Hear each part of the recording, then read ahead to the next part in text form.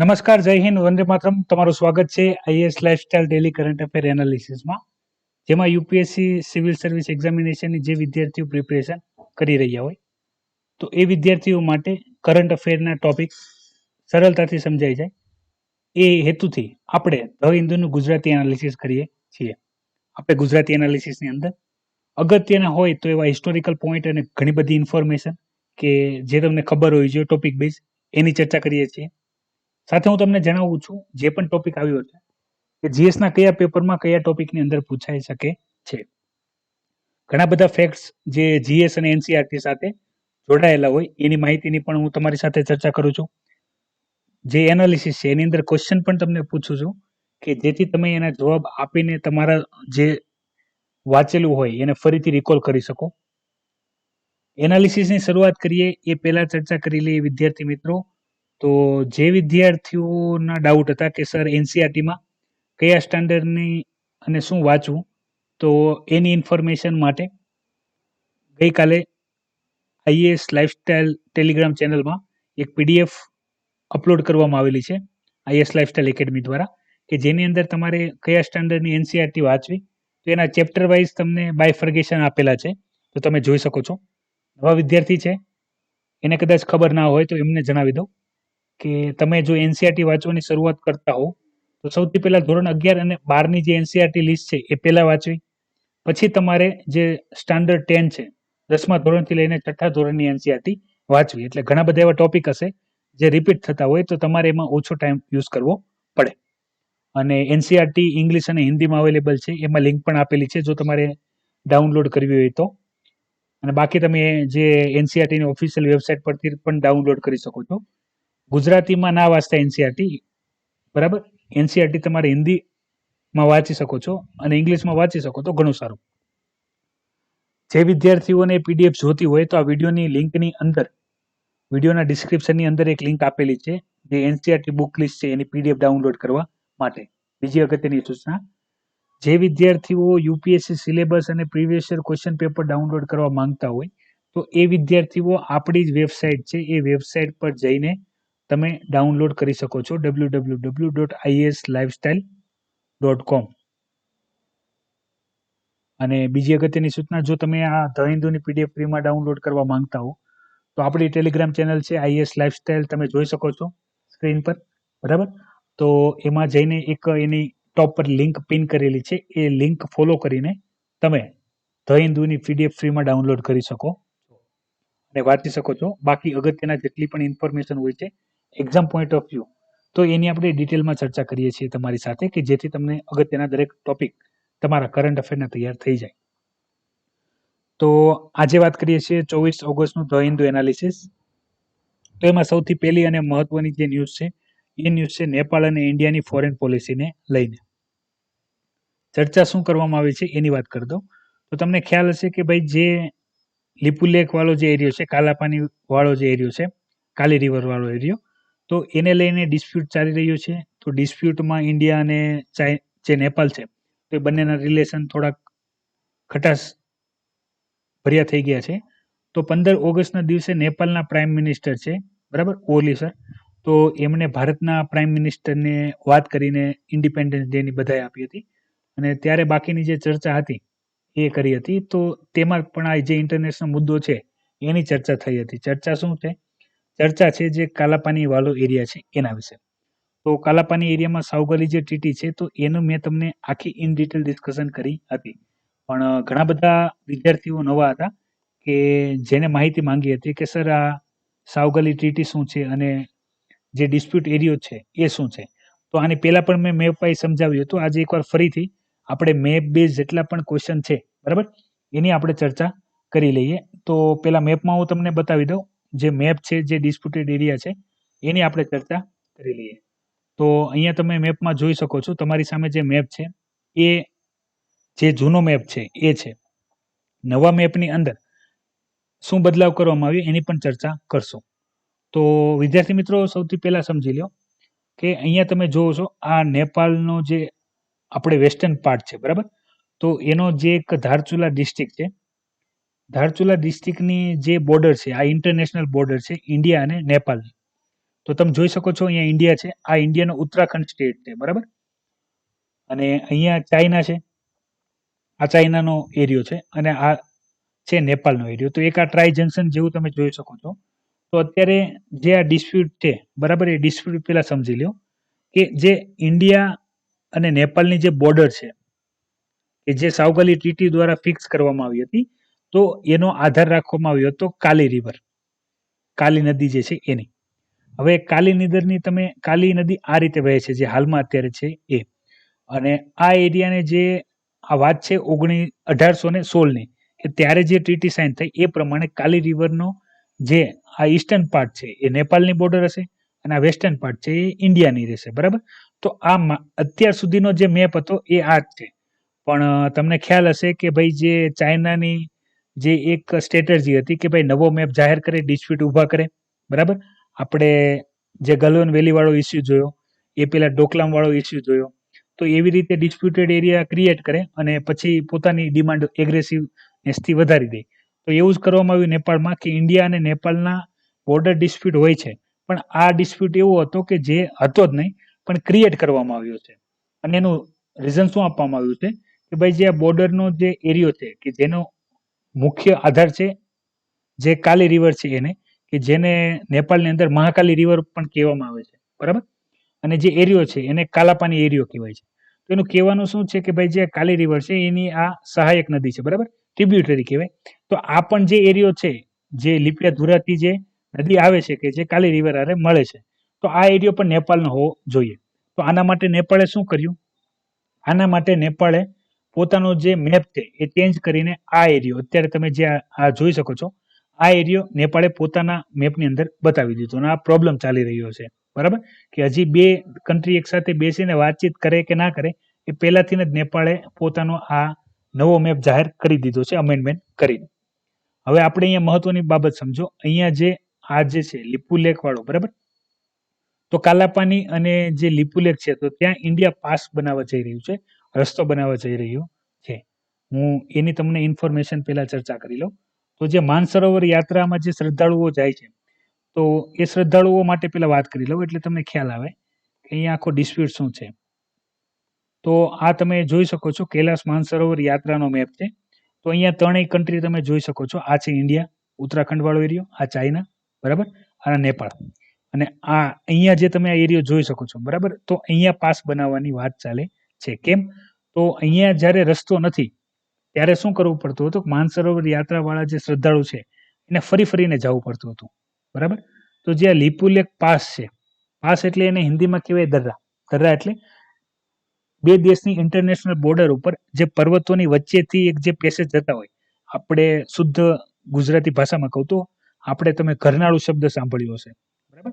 તો એ રીતના પર્વતોની વચ્ચેથી એક રસ્તો જતો હોય બાય રોડ. ઘણી વખત ટ્રેનમાં તમે સીન જોયા હશે કે ટ્રેન પાસ થતી હોય અંદરથી અને અંધારું થઈ જાય. તો એ પ્રકારનો લિપુલેક પાસ છે. આ લિપુલેક પાસ ચાઇના પ્રમાણે ઇન્ડિયાની અંદર આવે છે, બરાબર.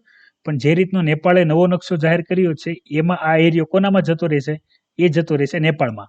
અને હવે જે ઇન્ડિયા દ્વારા જે આ કાલાપાનીથી લિપુલેક જે રસ્તો બનાવી રહ્યો છે, તો એ બનાવવાનો હક જે ઇન્ડિયાનો પોતાનો હતો એ હવે ઇન્ટરનેશનલ ડિસ્પ્યુટ થઈ ગયો છે.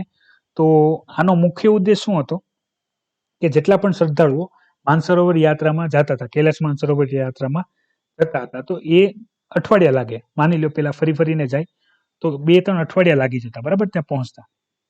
પણ આ રસ્તો બની જાય તો એ જે અઠવાડિયા છે દિવસોમાં કન્વર્ટ થઈ જાય, મતલબમાં દિવસોમાંથી કલાકોમાં આવી જાય કે ભાઈ ફટાફટ ગાડી સીધી બાય રોડ ડિસ્ટન્સ ઘટી જાય અને જે ફરવા જવું પડે એ ના જવું પડે. તો એના માટે ઇન્ડિયાએ ત્યાં તે કાલાપાની લિપુલેક એક રસ્તો બનાવવાનું શરૂઆત કરી. પણ આ એરિયામાં ડિસ્પ્યુટ છે એમ કરીને જે નેપાળે જે BRO છે, બરાબર, બોર્ડર રોડ ઓર્ગેનાઇઝેશન છે, જેના દ્વારા રસ્તો બનાવવામાં આવી રહ્યો હતો, તો એ રસ્તા ઉપર વાંધો ઉઠાવવામાં આવ્યો કે ભાઈ એ નેપાળનો એરિયા છે તો તમે રસ્તો કેમ બનાવો છો? અને આનો ટોટલ હું તમને જો રીઝન બતાવું નેપાળનું આવું કરવાનું, તો એનું ટોટલ રીઝન એવું ગણવામાં આવે છે કે ભાઈ નેપાળના જે અત્યારના હાલના પ્રાઇમ મિનિસ્ટર છે એ પોતાની ખામીઓ છુપાવવા માટે શું કરી રહ્યા છે કે ભાઈ લોકોનું ધ્યાન ડાયવર્ટ કરી રહ્યા છે. અને આના માટે ગાઈડન્સ કોની પાસે લે છે? આના માટે ગાઈડન્સ લે છે ચાઇના પાસેથી. કારણ કે જે નેપાળ છે અત્યારે એ ચાઇના તરફ વધારે વળી ગયું છે, બરાબર. અને જે આ મેપના ડિસ્પ્યુટમાં આપણે ચાઇનાની વાત કરીએ, પાકિસ્તાનની વાત કરીએ કે પછી આપણે નેપાળની વાત કરીએ, તો બધા એક પ્રકારની જે ચાઇનીઝ સ્ટ્રેટેજી છે એનો જ ઉપયોગ કરી રહ્યા છે. તો આ જ બધી બાબતોની ચર્ચા અહીંયા ડિટેલમાં કરવામાં આવેલી છે. તો 1816ની જે સાઉગલી ટ્રીટી છે એ કોના કોના વચ્ચે થઈ હતી, તો એ યાદ રાખી લ્યો. એ થઈ હતી અંગ્રેજોને, અને આની પહેલા મતલબમાં નેપાળમાં અત્યારે લોકશાહી છે, એ પહેલા ત્યાં રાજાશાહી હતી. તો જે આ ટ્રીટી થઈ હતી 1916માં, બરાબર. તો 1916માં જ્યારે ટ્રીટી થઈ હતી ત્યારે થઈ હતી અંગ્રેજો અને ત્યાંના રાજા વચ્ચે. અને જે એરિયા, બોર્ડર એરિયા નક્કી કરવા માટે કાલી રિવરને આધાર બનાવવામાં આવ્યો હતો કે ભાઈ જે કાલી રિવરની મેં તમને જેમ વાત કરી એમ કાલી રિવરની જે ઈસ્ટર્ન બાજુ છે એ નેપાળ રહેશે અને વેસ્ટર્ન બાજુ છે એ ઇન્ડિયા રહેશે. હાલાકી તે ઇન્ડિયા નહોતું, બ્રિટિશ કોલોની હતું, પણ એ બ્રિટિશ કોલોનીનો ભાગ ગણાશે. તો અત્યાર સુધી એ જ ઇન્ટરનેશનલ બોર્ડર જે હતી એ ચાલી આવી હતી. પણ મેં તમને કીધું એમ જે એની એક ટ્રિબ્યુટરી હતી કે જે લિપિયાધુરાથી ઓરિજિનેટ થતી હતી, મતલબમાં લિપિયાધુરાથી આવતી હતી. તો નેપાળ દ્વારા એવું કહેવામાં આવે છે કે ભાઈ ટ્રિબ્યુટરી જે છે કે જે પણ કાલી રિવર જ છે, તો એ બધું કોનામાં ગણવામાં આવશે, એ બધું ગણવામાં આવશે કાલી રિવરમાં. તો એ એરિયો અમારો છે. તો એવી રીતે આ ડિસ્પ્યુટ શરૂ થયો હતો. આની સિવાય પણ બીજા પણ ઘણા પ્રોબ્લેમ છે નેપાળની સાથે, પણ એ કેવા છે કે એ વર્ષોથી ચાલી આવે છે. જ્યારે આ એક જે ડિસ્પ્યુટ છે, બરાબર, લિપિયાધુરા વાળો જે ડિસ્પ્યુટ છે એ નેપાળે અત્યારે ક્રિએટ કરેલો છે, જેની ડિમાન્ડ નથી કે જેનો કોઈ આધાર નથી. તો એ બધી ચર્ચા અહીંયા કરવામાં આવેલી હતી. આની પહેલા જે આખો ડિસ્પ્યુટ છે અને ઇન્ડિયા નેપાળના જે રિલેશન છે એના માટે ત્યાંના જે ડિપ્લોમેટ્સ હતા, ફોરેન ડિપ્લોમેટ્સ નેપાળના હતા, એમનો પણ આપણે આર્ટિકલની અંદર બધી ડિસ્કશન કરી હતી. સાઉગલી ટ્રીટી આપણે ઇન ડિટેલ ડિસ્કશન કરી હતી. અને આજ ફરીથી મેં તમને મેપ વાઇઝ જેટલી પણ અગત્યની ઇન્ફોર્મેશન હતી એ તમારી સાથે ડિસ્કસ કરી લીધી છે. છતાં પણ કોઈ ડાઉટ હોય, હજી ના સમજાયું હોય, તો તમે વિડીયોની કોમેન્ટ બોક્સમાં કોમેન્ટ કરી દેજો.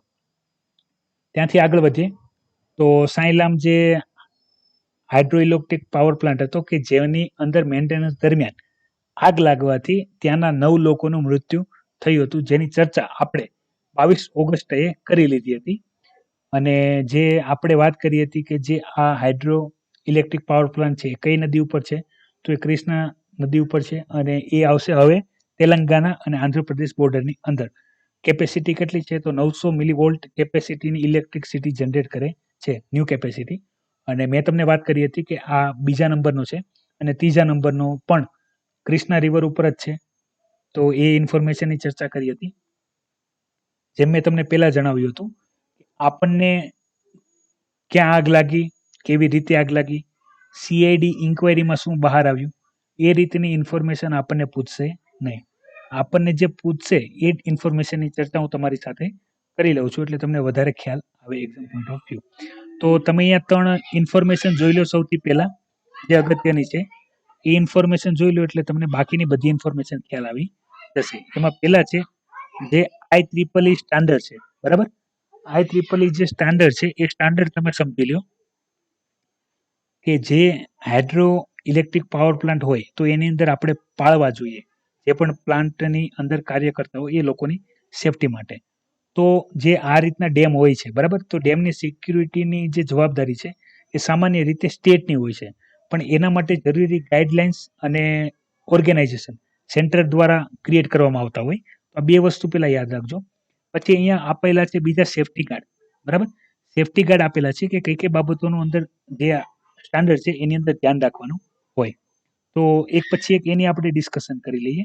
તો અહીંયા કહેવામાં શું આવ્યું છે કે ભાઈ જ્યારે આ પ્લાન્ટ બનાવવામાં આવે ત્યારે જે પ્લાન્ટ એવો બનાવવામાં આવે કે ભાઈ આની અંદર જે ફાયર સેફટીના જેટલા પણ ઇક્વિપમેન્ટ હોય એ હોવા જોઈએ. પ્લસ એવું મટીરિયલનો થી ઉપયોગ કરવાનો કે જેની અંદર આગ પ્રસરી ના શકે.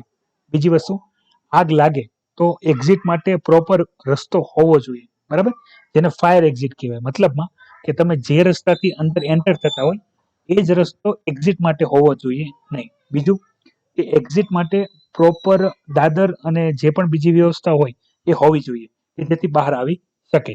અને બીજી અન્ય ઘણી બધી માહિતી આપેલી છે ફાયર સેફટીને લઈને, તો એ તમે જોઈ લેજો.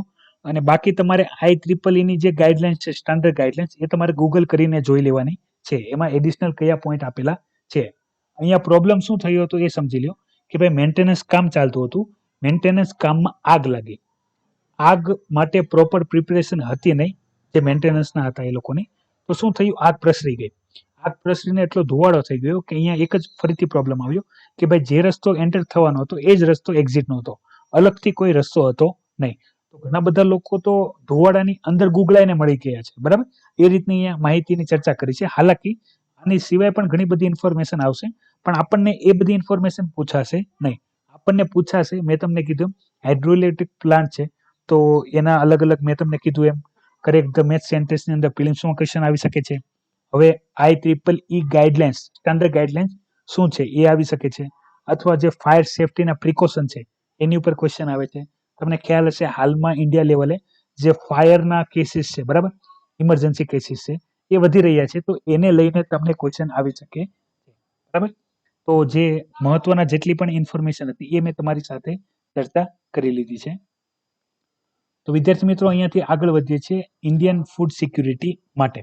તો ફરીથી સોફી રિપોર્ટ આવ્યો છે. આની પહેલા આપણે એક સોફી રિપોર્ટ ઓલરેડી જોઈ લીધું છે, એની ડિસ્કશન કરશું. અહીંયા બીજો જે સોફી રિપોર્ટ આવ્યો છે એની અંદર ઘણા બધા ફેક્ટ્સની વાત કરવામાં આવેલી છે, એના પણ આપણે ઇન ડિટેલ ચર્ચા કરીશું, એટલે એ પણ કવર થઈ જાય. અને બીજું જે ઇન્ડિયાનો જે રિપોર્ટ આવ્યો છે એ સારો નથી આવ્યો, બરાબર. જે ડેટા આવ્યા છે એ સારા આવ્યા નથી, અને કમ્પેરેટિવલી ઇન્ડિયાનું જે પ્રભુત્વ છે ફૂડ સિક્યુરિટીને લઈને જે ડેટા આવવા પડે તો એ ખરાબ આવ્યા છે. તો એક પ્રકારની બયાનબાજી શરૂ થઈ ગઈ છે કે ભાઈ આવું થવાનું કારણ આ છે, તે છે, બરાબર. પબ્લિક ડિસ્ટ્રીબ્યુટર સિસ્ટમની અંદર કોઈ એરર છે, અથવા જે સોફી દ્વારા જે રિપોર્ટ કલેક્ટ કરવામાં આવે છે તો એ રિપોર્ટને લઈને પણ ઘણા બધા ડાઉટ છે, એની અહીંયા ડિટેલમાં ચર્ચા કરેલી છે. સૌથી પહેલા આપણે ચર્ચા કરી લઈએ એ રિપોર્ટની, કે જે રિપોર્ટની અંદર આપણે મેક્રો અને માઇક્રો ન્યુટ્રિશન જે છે, માઇક્રો જે ન્યુટ્રિશન છે એ ન્યુટ્રિશનની અંદર આપણે જે ચર્ચા કરી હતી એની પહેલા માહિતી શરૂ કરી લઈએ, બરાબર. એ સૌથી પહેલા બાબત સમજી લ્યો કઈ બાબતની વાત કરવામાં આવેલી છે. એ બાબત છે ઘણા બધા લોકો જે મજદૂરીનું કામ કરે છે, બરાબર, કે માની લઈ ખેત મજૂર છે કે પછી ઇન્ડસ્ટ્રીની અંદર કામ કરે છે, તો એ બધા જે લોકો છે એ લોકો દિવસનું કમાય છે, અને એ દિવસની અંદર જે કમાણ એનાથી જ તે શું કરે છે, પોતાનું ઘરનું ખાવાનું ખાઈને ગુજરાન ચલાવે છે. તો એ બાકીની જે એમનું ફૂડ હોય છે, તો એ ફૂડ કેવું હોય છે કે ભાઈ માની લો 3 ટાઈમનું જમવાનું હોય, તો 3 ટાઈમની જમવાની અંદર એવડા લોકો રાઈસ ખાતા હોય તો રાઈસ, કે ગમે રોટલી શાકભાજી ખાતા હોય તો એનાથી કેલરી તો મેચઅપ થઈ જાય, પણ બોડીને જે જોતા હોય વિટામિન્સ, મિનરલ્સ, ન્યુટ્રિશન એ મળે નહીં. તો આ મળવાને લીધે એનામાં હિડન હંગર કહેવામાં આવે, મતલબમાં તમે ફૂડ ખાઓ છો જે ટાઈમ પ્રમાણે તમારે જે ખાવું જોઈએ ખાઓ છો, તો એનાથી કેલોરીઝ તો મળે છે, પણ બોડીને જે vitamins, nutrition, macro nutrition, micro nutrition, બરાબર, વિટામિન, મિનરલ્સ જોઈએ એ મળતા નથી. તો એના લીધે શું થાય, બોડીનો ગ્રોથ સારો ના થાય, બરાબર.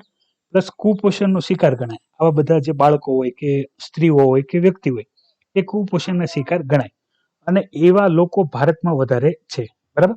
એ ડેટા આપણે ઓલરેડી જોયો હતો. આ એની પછીનો ઇન્ટરનેશનલ ડેટા આવ્યો છે કે આપણે એની અંદર જો વાત કરીએ તો ફૂડ એન્ડ એગ્રીકલ્ચર ઓર્ગેનાઇઝેશન છે યુનાઇટેડ નેશન દ્વારા, એના દ્વારા આ માહિતી દર વર્ષે પબ્લિશ કરવામાં આવતી હોય છે. તો અત્યારે આની અંદર 2 કેટેગરીની વાત કરી છે, એ 2 કેટેગરી સમજી લો વિદ્યાર્થી મિત્રો. અહીંયા ઘણી બધી ઇન્ફોર્મેશન આપેલી છે કે જે ડેટા સ્વરૂપમાં છે, બરાબર. તો બધી ઇન્ફોર્મેશન તમે એક્ઝામમાં લખી શકશો નહીં. હાલાકી આના જે ખાલી અગત્યના ક્રાઇટેરિયા છે એ હું તમારી સાથે ડિસ્કસ કરી લઉં, કે જે તમે કોન્ક્રીટ આર્ગ્યુમેન્ટ, કન્સ્ટ્રક્ટિવ આર્ગ્યુમેન્ટ અથવા કન્સ્ટ્રક્ટિવ ડેટા તરીકે લખી શકશો. કારણ કે ઘણા બધા એવા ડેટા છે કે જે હાલમાં નવો રિપોર્ટ આવશે તો બની શકે વધી જાય કે ઘટી જાય, તો ચેન્જ થઈ શકે છે, પણ જે સ્ટાન્ડર્ડ છે, જે ગાઈડલાઇન્સ છે, જે પેરામીટર છે એ ચેન્જ થશે નહીં.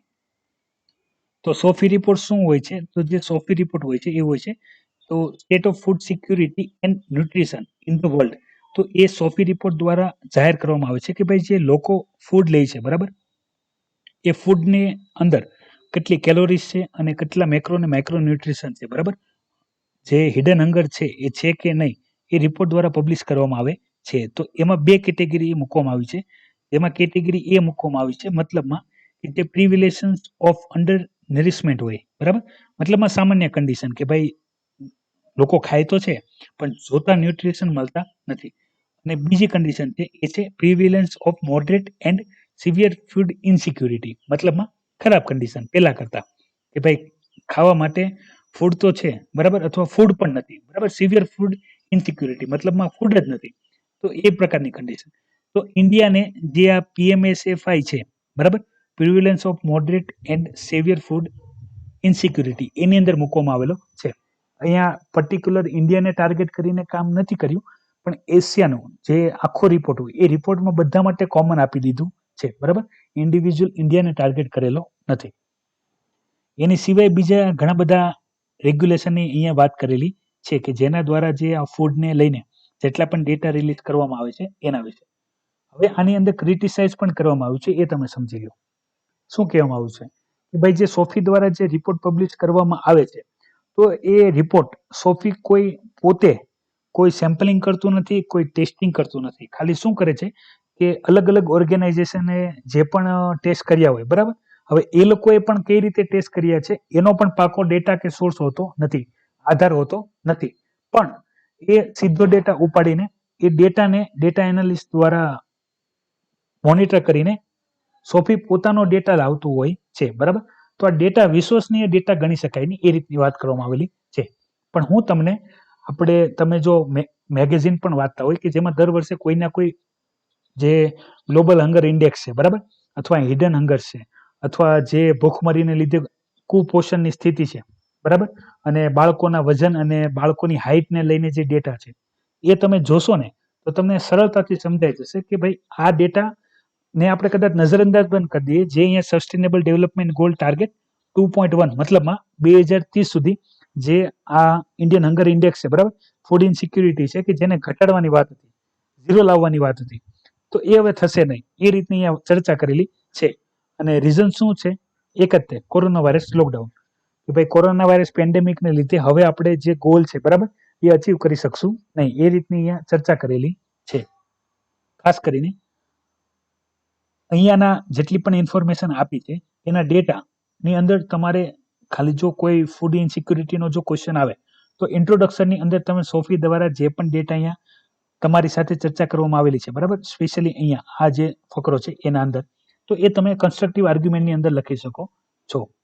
જેટલા પણ અહીંયા ડેટા આપેલા છે 3.8%થી જે વધઘટ થઈ છે, બરાબર, ઇન્ડિયાના પરફોર્મન્સમાં જે ઘટાડો થયો છે, અને ઇન્ડિયાને કે જે સેકન્ડ કેટેગરી છે, બરાબર, તમે અહીંયા જોઈ શકો છો કે જે POU છે, બરાબર, એમાંથી ઘટીને ઇન્ડિયા PMSFIમાં જતું રહ્યું છે.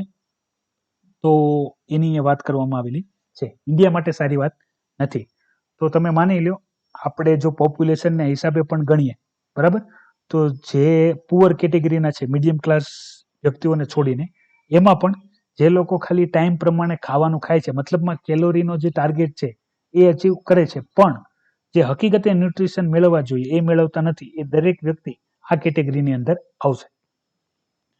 પછી કોરોના વાયરસ લોકડાઉનમાં તમને ખ્યાલ છે આપણે વર્કરોની કન્ડિશનની તો ચર્ચા કરી, પણ આ ઇન્ટરનેશનલ ગ્લોબલી રિપોર્ટ આવ્યો છે, MSI report, Marie Stopes international report, કે જે પ્રેગ્નેન્ટ લેડીઝ છે એમના માટે જે કોરોના લોકડાઉનની અંદર જે કન્ડિશન ખરાબ થઈ, કે જેને પ્રોબ્લેમ ફેસ કરવો પડ્યો, કે જે હોસ્પિટલ ના જઈ શકાય, અથવા હોસ્પિટલ જવા માટે પ્રોપર કોઈ વાહન ના હોય, લોકડાઉનને લીધે ગવર્મેન્ટના તો વાહનો બંધ હોય પણ પ્રાઇવેટ વાહનો ના જતા હોય તો એક્સ્ટ્રા ચાર્જીસ કરતા હોય. અને બીજી વસ્તુ કે આ તો આપણે વાત કરી લઈએ એવા લોકોની જે એફોર્ડ કરી શકે છે, પણ ઘણા એવા લોકો હોય કે જેની પાસે ટ્રીટમેન્ટ માટે પૈસા હોય નહીં, જે ગવર્મેન્ટ હોસ્પિટલની અંદર જતા હોય પણ કોરોના વાયરસ પેન્ડેમિકને લીધે એ ત્યાંની સર્વિસ પણ મેળવી શક્યા હોય નહીં. તો આવી સ્થિતિને લીધે જે સ્ત્રીઓની મહામારીની જે બીમારીઓ છે, બરાબર, તો એ વધારે જોવા મળી છે. તો અહીંયા એક આંકડો આપેલો છે, હાલાકી આંકડો ઘણો મોટો છે, પણ તમે જોઈ શકો છો 47 મિલિયન વુમન્સ, બરાબર, એટલે નાની વાત થઈ નહીં, ગ્લોબલી આંકડો છે, UNFPA દ્વારા જે વાત કરવામાં આવેલી છે એના વિશે છે, બરાબર. તો એ તમે જોઈ લેજો, આ પણ રિપોર્ટ જ છે, એટલે તમારે જો વુમનને લઈને ક્વેશ્ચન પૂછાય તો તમે લખી શકો છો કોરોના લોકડાઉનની અંદર સ્પેશિયલી વુમનને શું તકલીફ પડી હતી, બરાબર, તો એના વિશે છે કે માની લો કે એ પોતે જે વુમન હોય, બરાબર, પ્રેગ્નેન્ટ વુમનની વાત કરી કે અન્ય કોઈ પણ લેડીઝ હોય કે જેને ટ્રીટમેન્ટ માટે જવું પડતું હોય કે ના જઈ શકતું હોય, પૈસા ના હોય, ડોમેસ્ટિક વાયોલેશનની પણ અહીંયા વાત કરી છે. ઘરેલું હિંસા કહેવાય છે ને, કે જે પુરુષો હતા, મેં તમને વાત કરી હતી, જે શહેરોમાં કમાતા હતા અને ઘરે આવી ગયા, તો ઘરે કોઈના કોઈ ક્રાઇસિસ ચાલતા હોય તો ઘરેલું ઝઘડાને લીધે અન્ય કોઈ પણ કારણોને લીધે હિંસા થતી હોય, બરાબર, ડોમેસ્ટિક વાયોલેશન થતું હોય, તો એ બધાની અહીંયા ચર્ચા કરેલી છે. ટૂંકમાં એટલું સમજી લ્યો કે સૌથી વધારે જો અસર થઈ હોય તો જે આપણે ગરીબ લોકો છે અને મજદૂર લોકો છે એમાં, અને એમાં પણ ફિમેલ ઉપર તો એ વધારે છે. આ ડેટા ઓલરેડી પહેલા આપણે કોરોના વાયરસ લોકડાઉનમાં જ્યારે વુમનની ઉપર અત્યાચાર કે એના કાર્યનો જે રોલ ચેન્જીસ છે એની અંદર આપણે વધારે ડિટેલમાં વાત કરેલી છે. બરાબર, જે વિદ્યાર્થી નવા છે જોઈ લેજો, ઇન્ફોર્મેટિવ જ છે. અગત્યના જેટલા પણ પોઈન્ટ છે એ આપણે ડિસ્કસ કરી લીધા છે. બાકી જે રિપોર્ટ છે તો રિપોર્ટના ડેટા વધારે અહીંયા ડિસ્કસ કરવામાં આવ્યા છે, તો જોઈ લેજો. ના સમજાય તો જાણ કરજો. અને ખાસ ફરીથી એકવાર વાત કરી લઉં છું વિદ્યાર્થી મિત્રો કે એનસીઆરટી બુકની પીડીએફની લિંક વિડીયોના ડિસ્ક્રિપ્શનમાં આપેલી છે, તો ત્યાંથી પણ તમે ડાઉનલોડ કરી શકો છો. અને જો તમે આપણી ટેલિગ્રામ ચેનલ જોઈન ના કરી હોય તો કરી લેજો, તેની અંદર પણ પીડીએફ અવેલેબલ છે. પછી વાત કરી લઈએ રશિયા દ્વારા જે વેક્સિન બનાવવામાં આવી છે, બરાબર, સ્પુટનિક 5, તો એનો ડેટા આવેલો છે, એની ચર્ચા કરી લઈએ. તો આની આપણે જ્યારે પહેલી વખત રશિયાએ રસી બની ગઈ હતી અને એની જ્યારે વાત કરી હતી ત્યારે જ આપણે આ બધી ઇન્ફોર્મેશન પહેલેથી ડિસ્કસ કરી લીધી હતી, કે જેમાં આપણે કઈ કઈ ઇન્ફોર્મેશન જોઈ હતી કે જે સ્પુટનિક 5 છે, બરાબર, એની અંદર adenovirus as a main host તરીકે લેવામાં આવ્યો છે. અને એની પણ મેં તમને રીઝનની ડિટેલમાં ચર્ચા કરી હતી. પણ અત્યારે પહેલા જોઈ લઈએ કહેવામાં શું આવે છે કે ભાઈ રશિયા દ્વારા, રશિયાના જે પ્રાઇમ મિનિસ્ટર છે, બરાબર, એમના દ્વારા જે સ્પુટનિક 5 છે, તો સ્પુટનિક 5 ને એપ્રુવલ આપી દેવામાં આવ્યું છે. હાલાકી ચર્ચા અહીંયા એવી કરવામાં આવે છે કે ભાઈ જે ફેઝ 3 છે તો એના જે ટ્રાયલ કરવા જોઈએ, જેટલા પણ એડિશનલ ટ્રાયલ્સ કરવા જોઈએ એ કરવામાં આવ્યા નથી. શું કરવામાં આવ્યું છે? ઉતાવળ કરવામાં આવ્યું છે. અને 100 જેવા સેમ્પલિંગ કરવામાં આવ્યા છે ટોટલ, અને એમાંથી જે ડેટા મળી શકે એ જ ડેટા મેળવવામાં આવ્યા છે. વધારે ટેસ્ટ પણ કરવામાં આવ્યું નથી. હાલાકી ફેઝ 3 ની અંદર જેટલી પણ સાઈડ ઇફેક્ટ હોય એની તમામ ટેસ્ટ અહીંયા થતી હોય છે. તો કેવું થાય છે, તમને બધાને ઓલરેડી એટલું તો સમજાય જ ગયું હશે કે ભાઈ ગ્લોબલી કોરોના વાયરસ વેક્સિનની વધારે ડિમાન્ડ છે. તો જે સૌથી પહેલા વેક્સિન ડેવલપ કરશે, બરાબર, એને સૌથી વધારે લાભ થશે. તો એની રેસમાં હરેક દેશ જોડાઈ ગયા. તો એમાં રશિયા સૌથી પહેલા વેક્સિન લાવવા માટે જે ક્લિનિકલ ટ્રાયલ્સની અંદર જેટલા ટેસ્ટ કરવા પડે, ફેઝ 1 છે, ફેઝ 2 છે, તો એની અંદર એ પ્રોપર ટેસ્ટ કરતું નથી. અને હાર્ડલી 100 જેટલા, 100 થી નહીં ઓછા એવું કહેવા માંગે છે ભાઈ 100 થી ઓછા સેમ્પલિંગ કર્યા છે અને એમાં જે રિપોર્ટ આવ્યા એ જ રિપોર્ટ ફાઇનલ ગણી દેવામાં આવ્યા છે. એ પણ રિપોર્ટ સાચા છે કે નહીં એની પણ કોઈ ડેટા નથી. પ્લસ ફટાફટ વેક્સિન બનાવવા માટે ફેઝ 1 અને 2 તો ફટાફટ પૂરા કરી દીધા, પણ ફેઝ 3માં પણ શું કરવામાં આવે છે, વધારે ને વધારે જેમ પણ બને એમ જેટલી પ્રોસેસ છે, જેટલા ટેસ્ટ કરવા પડે એ બધાને સાઈડ કરીને ફટાફટ રિઝલ્ટ લાવીને પબ્લિશ કરવા હાટું, વેક્સિનને માન્યતા આપવા હાટું ઉતાવળ કરવામાં આવે છે. તો આપણે આવું જોયું. આની અંદર શું થાય છે, એક પ્રકારની જે પ્રોફિટ મેકિંગ જે આપણે વૃત્તિ હોય દેશની એ વધારે દેખાય છે. તો બીજી પણ અહીંયા ઘણી બધી ડેટા છે, એ પહેલા જોઈ લઈએ. આની અંદર જે adenovirus as a spectrum use થયો છે, તો નવા વિદ્યાર્થીઓને સમજાઈ જાય આખી, એના માટે ચર્ચા કરી લઈએ. તો તમે સ્ક્રીન પર અહીંયા જોઈ શકો છો, આ છે એડેનો વાયરસ, બરાબર, કે જે એઝ અ હોસ્ટ ઉપયોગ કરવામાં આવે છે. એ સેમ તમે જોઈ શકો છો કોરોના વાયરસની જેમ આની ઉપર પણ શું છે, પ્રોટીન સ્પાઇક છે. તો આ પ્રોટીન સ્પાઇકનું કામ શું હોય કે ભાઈ આ એડેનો વાયરસ કે જે સેમ કેટેગરી છે કોરોના વાયરસની અંદર, કે જેને બોડીની અંદર પહેલા શું કરવામાં આવે, એને એડ કરવા પહેલા એને નિષ્ક્રિય કરવામાં આવે અને પછી એવા નિષ્ક્રિય એડેનો વાયરસને બોડીની અંદર વેક્સિનના માધ્યમથી ઇન્સર્ટ કરવામાં આવે. એટલે હવે શું થશે, બોડીની અંદર આ જે સ્પાઇક પ્રોટીન છે કે જે એડેનો વાયરસમાં અને કોરોના વાયરસમાં ઓલમોસ્ટ સેમ હોય છે, બરાબર, તો એની એન્ટીબોડી જનરેટ થઈ જશે. તો એક વખત જે પણ વ્યક્તિની અંદર એન્ટીબોડી જનરેટ થઈ જાય તો પછી સાચામાં જ્યારે કોરોના વાયરસ બોડીની અંદર આવે તો બોડીની અંદર પહેલેથી એન્ટીબોડી પ્રેઝન્ટ હોય તો એ કોરોના વાયરસ સામે લડે, તો કોરોના વાયરસની જે અસર બોડી ઉપર થવાની હોય, બરાબર, એ થાય નહીં, એટલે રોગપ્રતિકારક શક્તિથી જ લડી શકાય. તો આવી રીતે વેક્સિન ડેવલપ કરવામાં આવેલી હોય છે. બરાબર. તો આ તમે ઇમેજ જોઈ શકો છો, આઈડીનો વાયરસની ઇમેજ છે. તો આવી રીતે વેક્સિન બનાવવામાં આવે છે અલગ અલગ ઇન્સ્ટિટ્યૂટ દ્વારા, જેમ આપણે ઓક્સફોર્ડ યુનિવર્સિટીનું જોયું, એસ્ટ્રાઝેનેકા વેક્સિન કે જે સિરમ દ્વારા જે પુણે છે, તો એની અંદર ભારત માટે વેક્સિન બનાવવાનું કામ છે. ભારતે જ હમણાં લેટેસ્ટ ઇન્ફોર્મેશન આપી છે કે યર એન્ડમાં, મતલબમાં 2020 પૂરું થશે ત્યાં સુધીમાં બધા ડેટા સાથે, સેફ્ટી ડેટા સાથે ઇન્ડિયા વેક્સિન બનાવી લેશે. જેટલો ટેસ્ટ કરવી પડશે અને જેટલી વાર કરવી પડશે એટલી વાર પ્રોપર ટેસ્ટ કરીને પછી ફાઇનલ વેક્સિન બનાવવામાં આવશે.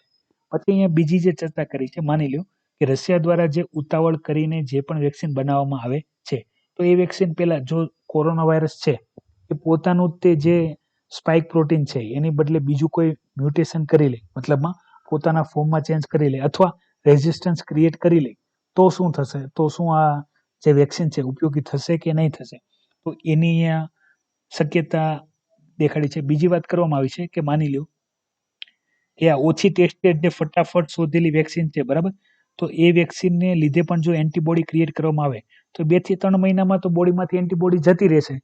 માની લો કે અત્યારે વેક્સિન આપી, બરાબર, 2 મહિના કે 3 મહિના, મતલબમાં 60 દિવસ કે 90 દિવસ એ બોડીની અંદર એન્ટીબોડી રહેશે, જે એ વેક્સિનને લીધે ક્રિએટ થઈ હોય તે, બરાબર.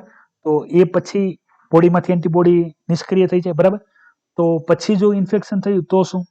તો આ વેક્સિનનો કોઈ ઉપયોગ રહેશે નહીં એ કન્ડિશનમાં. તો આપણે કેટલી વખત એને વેક્સિન આપવી પડશે એ પણ ડેટા આપણે જોશે, જે ડેટા હાલમાં છે નહીં. બીજી કે આપણે એના જે અલ્ટરનેટિવ ટ્રીટમેન્ટ તરીકે શું વિચારીએ છીએ કે તમને ખ્યાલ હશે ભારતની અંદર જ તે કે જે વ્યક્તિઓને કોરોના થઈ ગયો હતો અને જે સાજા થઈ ગયા છે, તો એવા વ્યક્તિનું પ્લાઝમા કલેક્ટ કરવામાં આવે છે કે જે વ્યક્તિ સાજા થઈ ગયા છે તો એના બોડીમાં એન્ટીબોડી પ્રેઝન્ટ હોય, જે બ્લડની અંદર પ્લાઝમાની અંદર અવેલેબલ હોય. તો આપણે જો પ્લાઝમા લઈ લઈએ અને જે વ્યક્તિ ઇન્ફેક્ટેડ છે એને આપણે પ્રોવાઈડ કરી દઈએ તો એ એન્ટીબોડી જે કોરોના વાયરસના દર્દી છે એની સામે લડવામાં એને ઉપયોગી થાય. તો એ વધારે ઇફેક્ટિવ થઈ જાય કે ભાઈ જેને અત્યારે ઓલરેડી કોરોના વાયરસ ઇન્ફેક્શન છે એના ટ્રીટમેન્ટ તરીકે આપણે પ્લાઝમા થિયરી ઉપયોગ કરી શકીએ, બરાબર. તો એ રીતની દરેક ચર્ચા અહીંયા કરવામાં આવેલી છે. હજી આના કોરોના વાયરસના ઘણા બધા અપડેટ્સ આવશે ત્યારે આપણે એની વધારે ડિટેલમાં ચર્ચા કરશું, બરાબર. અત્યારે તમારે ખાલી એક વસ્તુ યાદ રાખવાની છે કે સ્પુટનિક 5 ની અંદર એડીનો વાયરસ એઝ અ હોસ્ટ ઉપયોગ કરવામાં આવ્યો છે, બરાબર. અને આ તમે જોઈ શકો છો કે તમિલનાડુની અંદર જે ઈપીએસ ને ઓપીએસ સરકાર છે એની વચ્ચેનું ખેંચાતાણનું પિક્ચર આપેલું છે, આપણા માટે મહત્વનું નથી. અને આ આપેલું છે કોંગ્રેસની પાર્ટી માટે, તો પોલિટિકલ ન્યૂઝ છે એ પણ આપણા માટે ઉપયોગી નથી. તો જેટલી અગત્યની ન્યૂઝ હતી, ઇન્ફોર્મેશન હતી, એડિટોરિયલ હતા, એની ચર્ચા મેં તમારી સાથે કરી લીધી છે. વિદ્યાર્થી મિત્રો, અહીંયા તમને જે પણ ઇન્ફોર્મેશન આપવામાં આવી એમાં કોઈ ડાઉટ હોય તો વિડીયોમાં કોમેન્ટ કરજો. માહિતી ગમી હોય તો લાઈક કરજો. અન્ય વિદ્યાર્થીઓને અવશ્ય શેર કરજો વિદ્યાર્થી મિત્રો, કે જેથી આ ઇન્ફોર્મેશન બધા સુધી પહોંચી શકે. લેક્ચર જોવા બદલ આભાર. જોતા રહો IAS lifestyle daily current affair analysis. જય હિન્દ, વંદે માતરમ. તો વિદ્યાર્થી મિત્રો, તમે બધા કરો મજા, મને આપો રજા.